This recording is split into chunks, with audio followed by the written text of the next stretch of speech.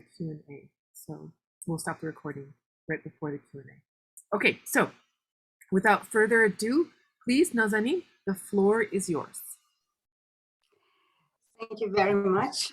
So good afternoon, everybody. I would like to start my talk by expressing my gratitude to Dr. Soraya Batmangalici here for providing me with this opportunity to share my work with you. And I also want to express my thanks to Mike in here, who's been doing a lot of follow-ups and arranging and coordinating a lot of things and chasing after me quite often. So I appreciate that. And I look forward to our discussion with Dr. Batmangalici after my talk, and also to the Q&A, which is always the most interesting part of the talks I've given. And I have to share my screen.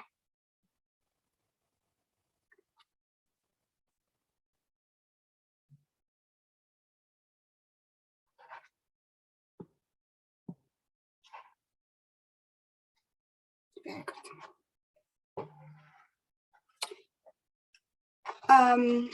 Over the past decade, we have witnessed what is called the spatial turn in Middle East studies. A great body of work has drawn our attention to the politics of space production in the Middle East and the various ways in which states and political entities bind themselves to space. These scholars have argued that in order to understand the politics of space, we need to wed them to a broader exploration of the multifacetedness of state formation processes and their distributive, inclusionary, and exclusionary dimensions. Contradictory to their own intentions, when it comes to gender-segregated spaces, much of this critical literature too adopts a rather ahistorical approach and attributes fixed religious meanings to the practice of gender segregation and to gender-segregated spaces. In my attempt to address the inertia of prioritizing and reifying religion in the discussion of gender segregation, I contend that we need to move away from an essentialized notion of an Islam that is invoked in these policies and that shapes these spaces. I argue that the Islamic character of these spaces is hardly fixed, and I hope to show you that in this talk, and the Islamic itself is the product of social and political struggles. Furthermore, arguing that we need to take a more critical look at segregation and decouple physical segregation from social exclusion. In my book, I move away from the simple binary of exclusion versus inclusion and develop a more nuanced approach about not just what these spaces, gender segregated spaces, disable, but also what they might enable. Gender segregated spaces embody, I argue, in differing degrees, logics of exclusion, prohibition, hierarchization, and on the other hand, inclusion, integration, and empowerment. Accordingly, their study needs to be socially and historically situated, and the politics around their productions needs to be given due attention and analysis. So in order to offer kind of this situated understanding of gender segregated spaces, I will going to focus on one specific country, as you already know, Iran, and on one particular historical period from 1979, when the Islamic Republic was established, to 2014. That's when my fieldwork ended. So basically on the post-revolutionary Iran, because for those who are familiar with the Iranian history, the story of gender segregation under the Pahlavi monarchy, the regime that preceded the Islamic Republic, is a totally different story. In what follows, and I have here on the slide the chapters of the book, I offer a historicized and contextualized reading of gender segregation politics in Iran over the past 40 years by taking us on a ride on gender segregated buses, inside women-only parks, and outside the closed doors of football stadiums, where women are banned from attending men's football matches.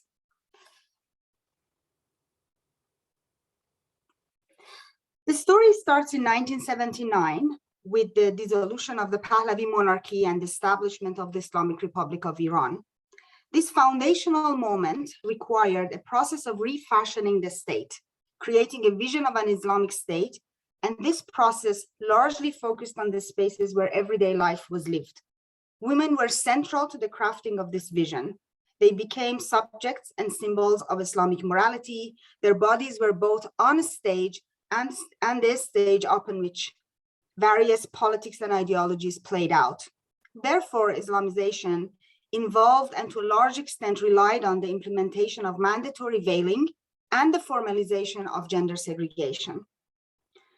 To be sure, there were conflicts among the revolutionaries over how drastic the gender segregation measures should be, but the tangibility and visibility of gender segregation practices made the setting of gender boundaries central to the Islamic Republic's self-image and effectively authority. The state thus attempted to solidify gender difference over several decades by creating physical and visible boundaries across the city. And you can see on this slide, it tied itself to space through things, and in the process endowed these things with meanings, signifying the new gender order. So what I mean by that is that if you look at the slide top left, you see the metal bar on the bus that separates the men's section from the women's section. And so one of the things that I do in the bus chapter is basically follow or trace the shifts in the place of this metal bar and argue that the shifts in the place of this metal bar, where this metal bar is actually installed, shows the shifts in state's modality of power and also resembles or signifies political struggles. Top right is the curtains that actually cut through the Caspian Sea and separate men's beaches from women's beaches. Bottom left, women-only parks. What you see where the arrow is a green iron sheet that covers the park and separates the park from basically the inside of the park from the outside. It is said to be installed to kind of keep women away and protected from the prying eyes of men. And bottom right is actually the White Scarf Girls. I will talk about them. It's a feminist campaign that was organized in Iran, late 1990s, early 2000, and they were demanding the right of access to Azadi Sports Stadium, and Azadi, ironically, in Farsi actually means freedom. So women were basically banned from entering the Freedom Sports Stadium. This drawing of gender boundaries was initially driven mainly by ideological and religious imperatives. So they were all justified by a resort to Islamic discourses, which I will get to quickly in a few minutes.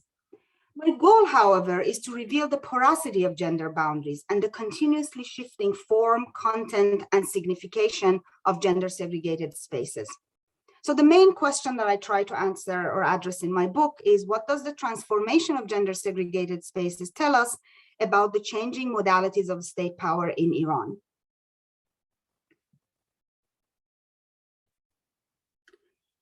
I argue that in Iran, gender segregated spaces shifted from functioning as spaces of exclusion aimed at restricting women's movements in the city, which I call the predominant regime of gender segregation during 1980s, to spaces of inclusion allegedly to facilitate women's presence in urban public spaces.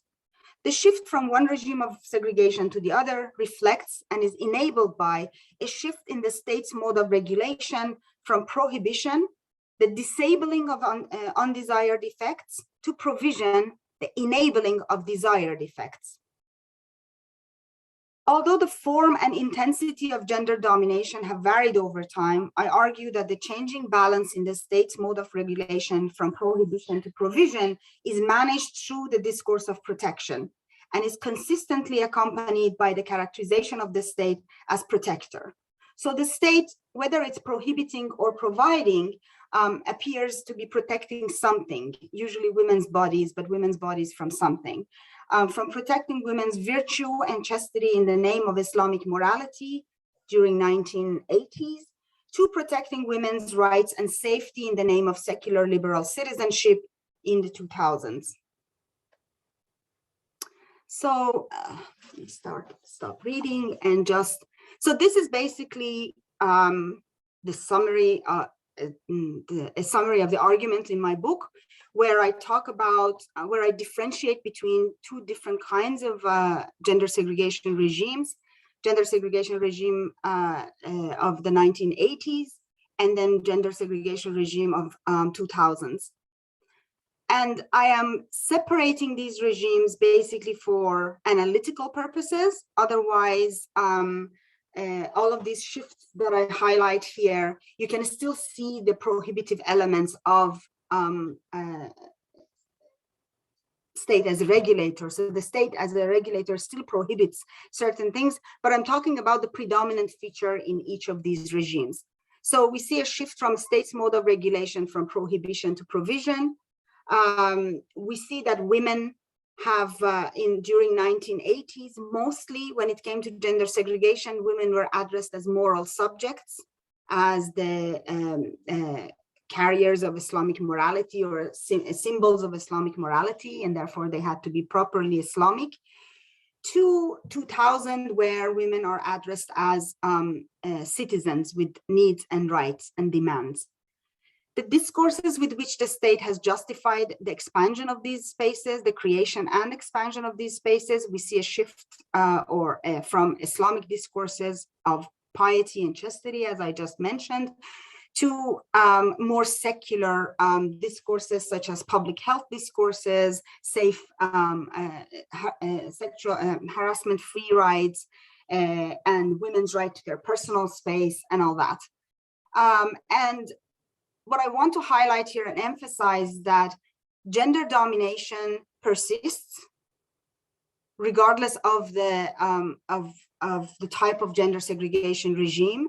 But what I'm saying is that gender domination is achieved during 1980s through the practice of through exclusionary practices, and later through what is supposed to be inclusionary practices. Let's get even more concrete. This is also, again, this is basically my book in one slide. One wonders you spend, I don't know, 5, 6, sometimes 5, 6 years or a decade writing a book, and then you realize everything could be summarized actually in a slide. So I follow gender segregated spaces across space. Basically, I say we cannot talk about a unified or homogeneous gender segregated spaces, that we have to see how gender segregation is played out differently in different spaces. So I follow segregation in parks, public parks, buses, and stadiums. And as I said, it's women-only parks. Women still can go to mixed parks, but they have to be properly veiled because veiling in Iran is mandatory. But in women-only park, they can basically go to these parks with the clothing of their choice. Buses are gender segregated, so men and women do get on the buses, but they have to sit in different parts of the bus, usually signified by a metal bar, and sports stadiums, most of which are close to women when men are having their matches. So I follow across space, but I also follow across time from 1980s to 2000, because the signification of these, each of these spaces also changes over time. For the sake of time and not to bore you a lot, and I'm happy to go over different cases during Q&A, I'm just going to go quickly over maybe the park case. And then I'm going to continue with the rest of my lecture. So, for example, when I talk about parks, I show, also for those who are interested, I've done extensive archival work looking at various newspapers, but also women's magazines from during the post-revolutionary era, looking at the parliamentary minutes and all that. But I've also done ethnography, so I've done more than 16 months of ethnography in Tehran, and I've done many interviews with both women who use these spaces, some men, and also state officials of all from different kind of factions. So anyway, during the 1980s, the state was prohibiting women's outdoor exercises. A lot of the women's magazines that I looked at, they were filled with reports about how a group of women, for example, groups of women who were used to going out to parks and exercise, early in the mornings were eventually prohibited from doing so, because the idea was that even if you're veiled, which women had to be in mixed parks, jogging and stretching and doing aerobics moves and all that is sexually provocative for men, and therefore Islam religiously forbidden, or it's basically discouraged and forbidden. So the discourse was the discourse of Islamic morality. Women had to stop doing what they were doing, and they were prohibited from using park space for their outdoor exercise. What we see here is that segregation is coming in the form of exclusion. Women are excluded from certain public spaces because of that, and they're addressed as moral subjects. Flash forward to 2000, what we see, or what caught my attention, and actually was the kind of spark that got me to work on this project, was that I realized the state is advertising and promoting the opening of women-only parks in Tehran, and then eventually in many other cities across Iran. And it was these parks were basically exclusive spaces provided for women by the state, and this was the language that the state officials were also using. They were no longer necessarily saying that we are prohibiting women from exercising in mixed parks. They were mostly highlighting that we are providing women with these exclusive spaces where they can exercise freely. And not only that, they were also encouraging outdoor exercise. And the reason for that, the reason they were giving for that, the discourses they were using, was the discourse of public health. So there was this increasing concern and anxiety about women's health. And surprisingly, in a lot of governmental reports, you could see that they were saying mandatory veiling has led to lack of exposure to sunlight, vitamin D deficiency, and therefore bone and joint problems. So women are suffering from pain. Iranian women are becoming obese. Iranian women are becoming depressed. So therefore, why not take advantage of these spaces and exercise? So that's how they were promoting these newly kind of open segregated parks. The intention, or the intention that the state officials stated about opening up these parks was including women into public spaces and basically bringing them out of the private spaces of their home. How are women framed in these discourses or in these interviews that officials were giving? Women were addressed now as unhealthy citizens whose fragile bodies or sick bodies need to be protected by the state and provided for by the state. The same thing happens in the bus case. As I said, I'd be happy to go over the bus case very quickly, as I did with the parks later in the Q&A. So this is basically my the major contribution of my book. Another thing that I wanted to say, maybe I should have shown here. So while I focus on the periods of 1980s and 2000, I did say that you can summarize the book in a slide, but really you can't, because the bulk of my book actually is about the 1990s. And that's where there are shifts in political shifts, economic shifts, and social shifts. And I say it's these shifts that kind of prompt the state to move from one regime of segregation to another. So a lot of the book actually centers on what happened in 1990s. And maybe I can explain some of that here. So let me first turn to key aspects of the shifting character of the state as it gradually evolved from a revolutionary ideological construct to a post-revolutionary problem-solving machine. To this end, I focus on the major factors that have contributed to the reconfiguration of the state policy process context, as I said, mostly in the 1990s. But the demographic shifts, for example, continue. First, so there are three factors that I focus on mostly in the book. One is the unanticipated policy outcomes. The second one is increased public presence of women. So it's mostly about demographic shifts as well. And then I also focus on global entanglements and influences. So first, after the stage of revolutionary exceptionalism passed and post-revolutionary fatigue prevailed, the Islamic Republic had to respond to both domestic and global exigencies that entailed the normalization or routinization of the state's operations in the domestic arena and the projection of an image of a modern state at the international level. Whereas in the early days after the revolution, the newly formed state was concerned with establishing its control over Iran's territory and developing an Islamic order, once this concern dissipated, especially after the end of the 8-year war with Iraq, the war ended in 1988, and after that, Hashemi Rafsanjani became the president of Iran, and his administration was basically an administration that was pursuing the liberalization of the economy and had a turn towards free market and all that.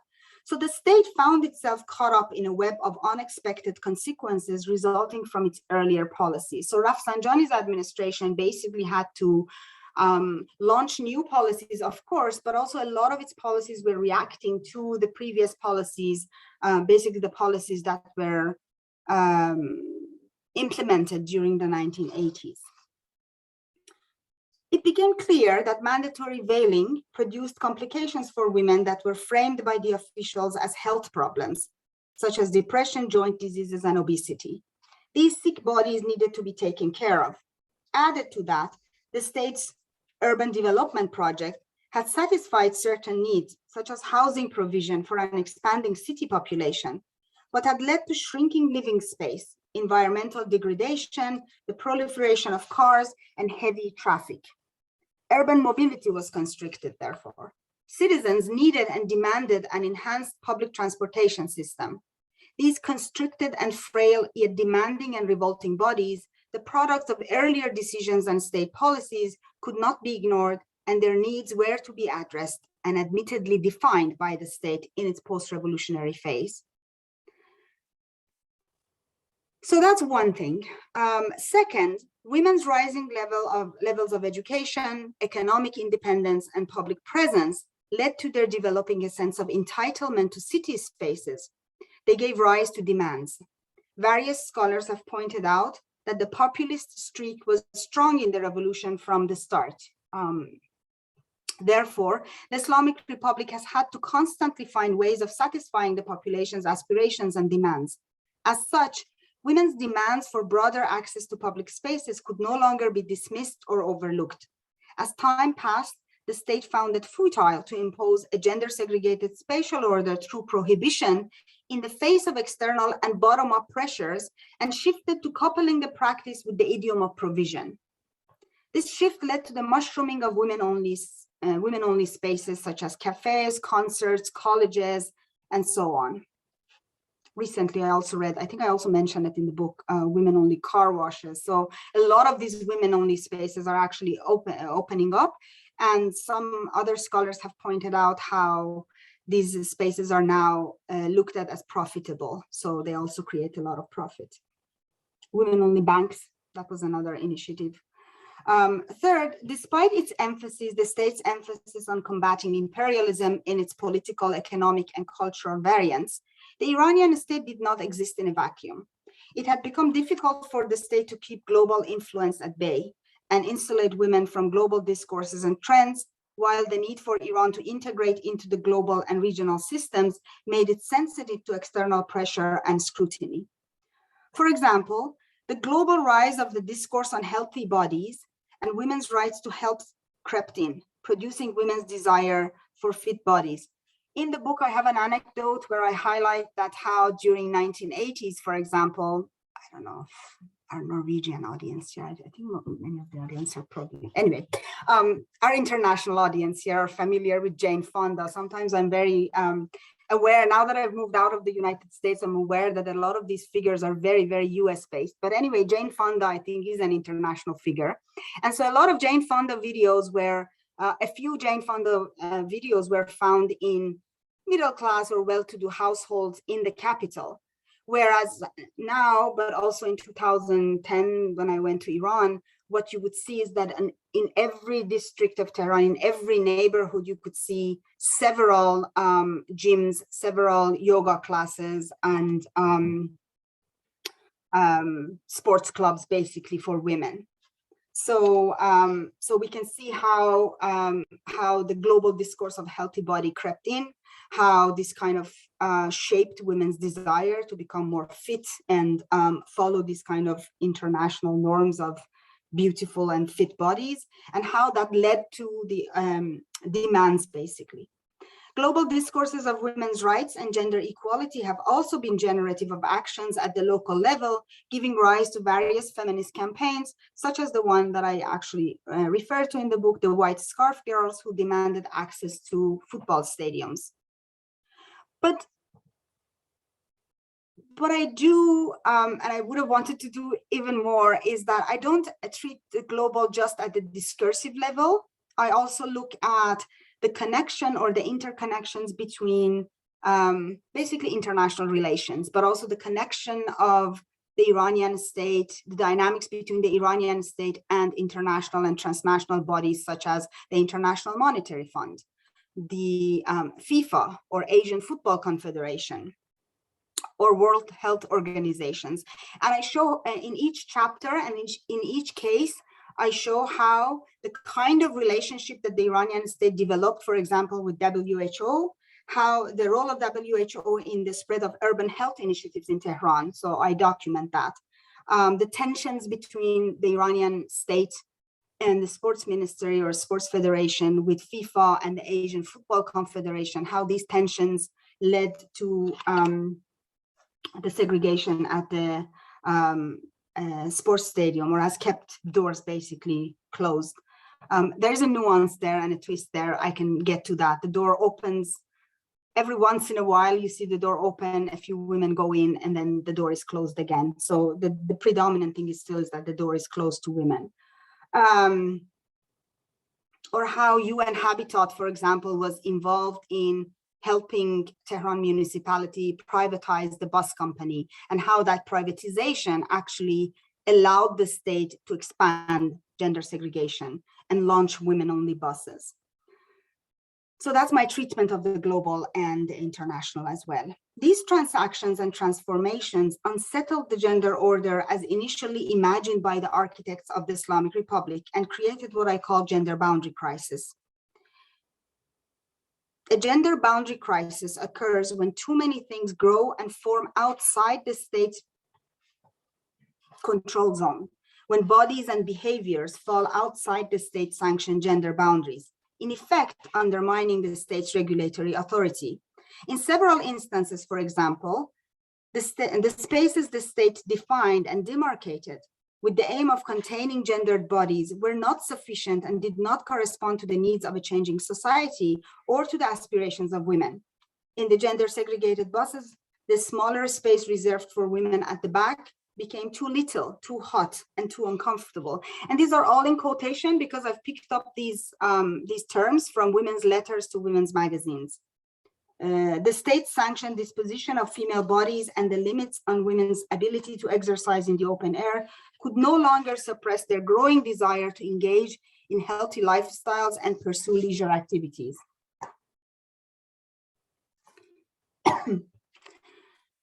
These tensions, these skirmishes over thresholds, barriers, fences, doors, and walls created crisis underlined by an increasing dissatisfaction among the female population and led to challenges. The state had to accommodate these unruly bodies, this new generation of women that was increasingly mobile, progressively vocal, and ever more demanding. And I think one thing that Iranian studies has done very well is to document these voices and these kind of bottom-up pressures by women inside Iran, but also now outside. In order to navigate such a fragmented field, the state has had to constantly reorient itself to the different interests that it claims to represent and the different needs that it purports to satisfy.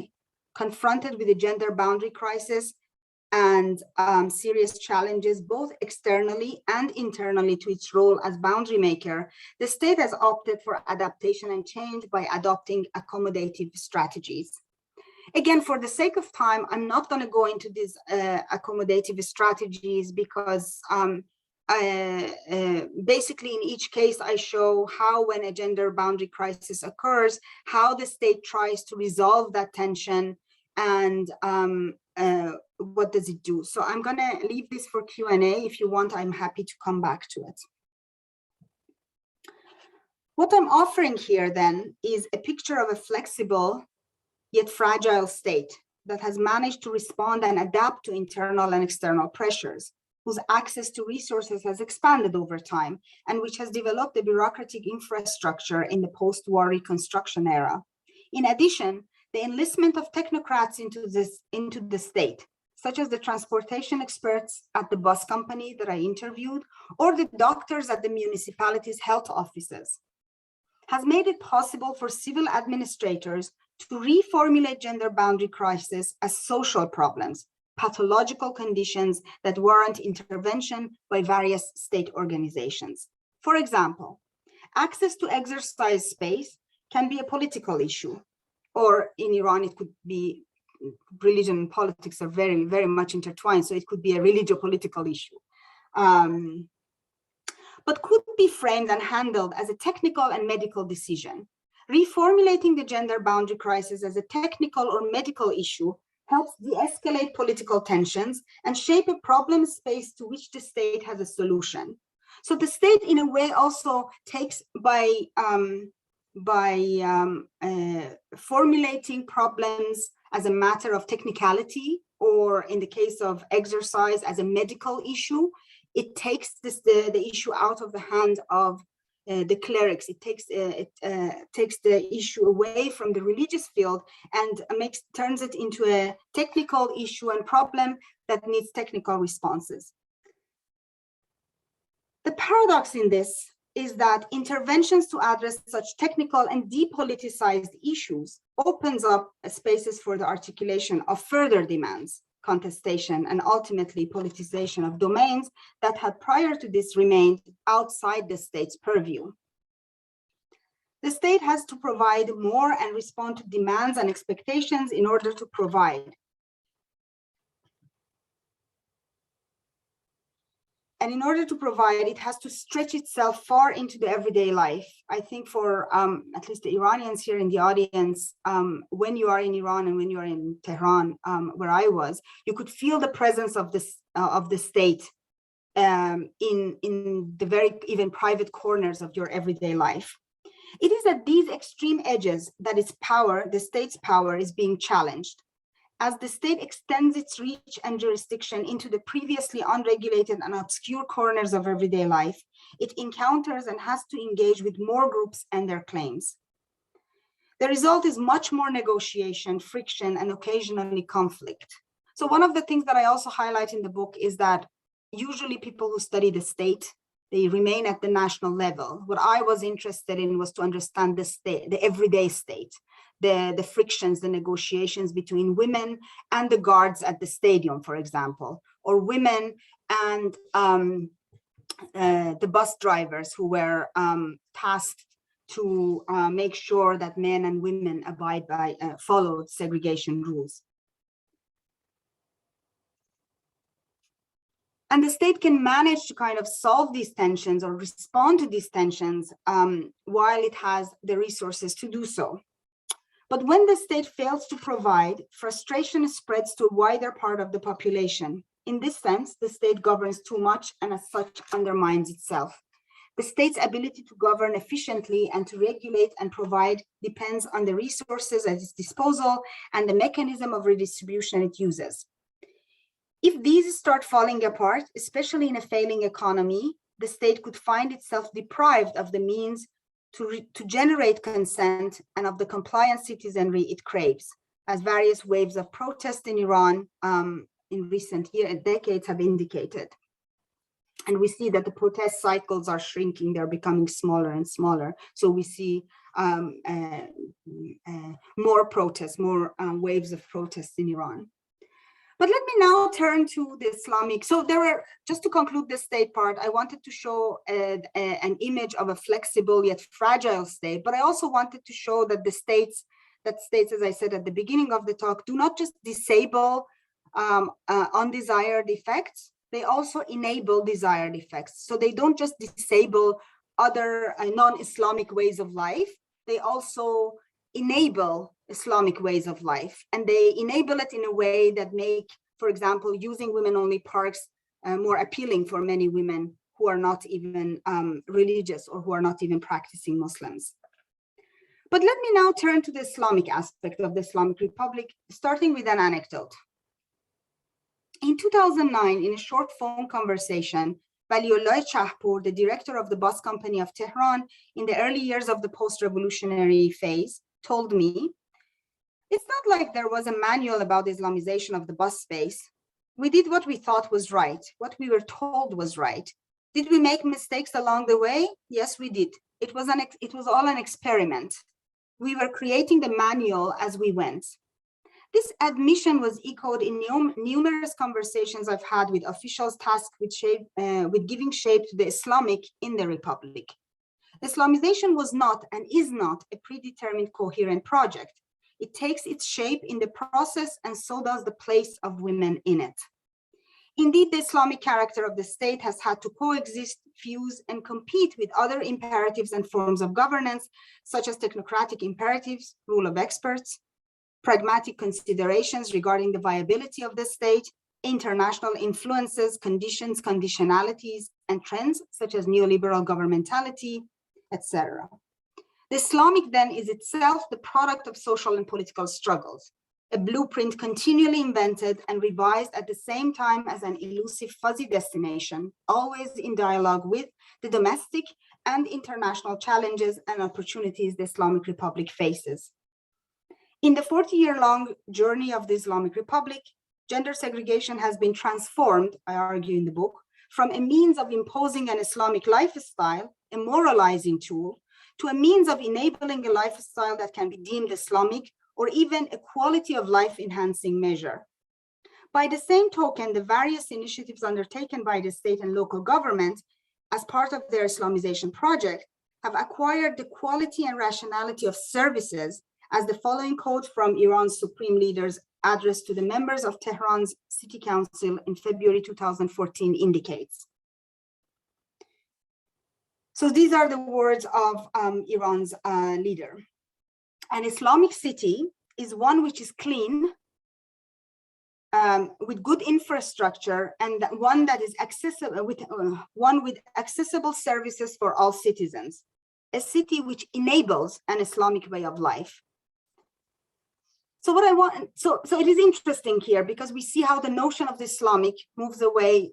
We see the shifts back and forth, but we also see in this quote that there is an emphasis on providing infrastructure and services to all citizens, which, by the way, has been part of the official discourse since day one of the revolution. So what I want to highlight here is that overstating Iran's repressive power leads to the neglect of the various ways in which the state enables its desired effects rather than disabling its undesired effects. Furthermore, while we tend to see the Iranian state as unitary, ruled by mullahs and isolated from social forces and dynamics within its territory and outside it, the reality of a state governance cannot be seen without taking into account both local and transnational or global contexts.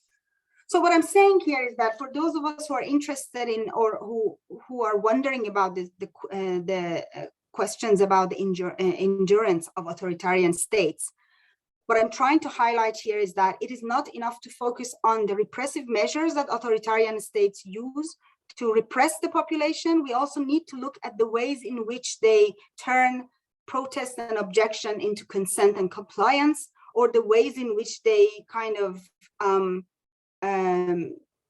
make citizens join their projects, not necessarily agreeing with gender segregation, but for example, in the bus case, I interviewed many professional women who were self-claimed seculars. They were not religious. They were not practicing at all, but they were promoting the bus rapid transits and they were happy with the segregation because they were saying, you know, the BRTs are faster, are cleaner, and the fact that we have our own space make the rides much easier for us. And it's also better for the environment. So I'm no longer using my personal car or private car. I'm actually using the BRTs. What I highlight in the book is that these women who, when I talk to them, part of the oral history thing about their reaction to gender segregation, on paper and in theory, they all oppose gender segregation. But in practice, they were promoting the usage of gender segregated busing. And that is because the initiative has been tied to, as I said, has taken a service quality. All right, let me, this is the last few minutes, 2 minutes of my talk. So we have seen so far that the Iranian state strives to constantly regulate and contain women's bodies and movements within the boundaries of the proper, but simultaneously invests in and claims credit for women's expanded access to public spaces. And this, again, for people who are familiar or follow Iranian politics, we've heard time and again when Iranian officials come outside of Iran or interview with a foreign journalist, and they basically highlight how wonderful the educational system in Iran is, so much so that more than 60% of university students are female, or how wonderful it is that you see actually a huge presence of women in public spaces in Iran, as opposed to many other countries, some other countries in the region. So the Islamic State appropriates and reframes the product of demands and contestations and presents women's achievements as its own. The state, in other words, produces and at the same time is reproduced through these contradictions. Women, on the other hand, live in this in-betweenness, in spaces where their bodies are simultaneously constricted because, for instance, their movements are limited within certain spaces, and expanded because, for example, women-only spaces are subjected to lesser degree of surveillance. Again, another anecdote in the book is how I noticed that some feminist campaigns, the 1 million signature campaign activists, were actually using the space of the women-only parks to recruit new members and to collect more signatures from women and to kind of educate women about their however limited legal rights. And they said they have tried to do that. They had tried to do that many times in different basements, in different members' houses, but every time they were either raided or they received notifications or warnings. But the good thing about women-only parks is that they're not really being monitored much. Women have little choice but to adjust their movements to these imperatives, but can also mobilize the latter to their benefit and attempt to influence the drawing of the contours of their movements. Women have appropriated space, articulated conflicts, and responded to ideologies in locally meaningful ways that have shifted the terms of engagement with the state. As I argue in Women in Place, women initially laid claims as sisters of the revolution, as moral subjects, demanding the dignity they were promised in the Islamic order.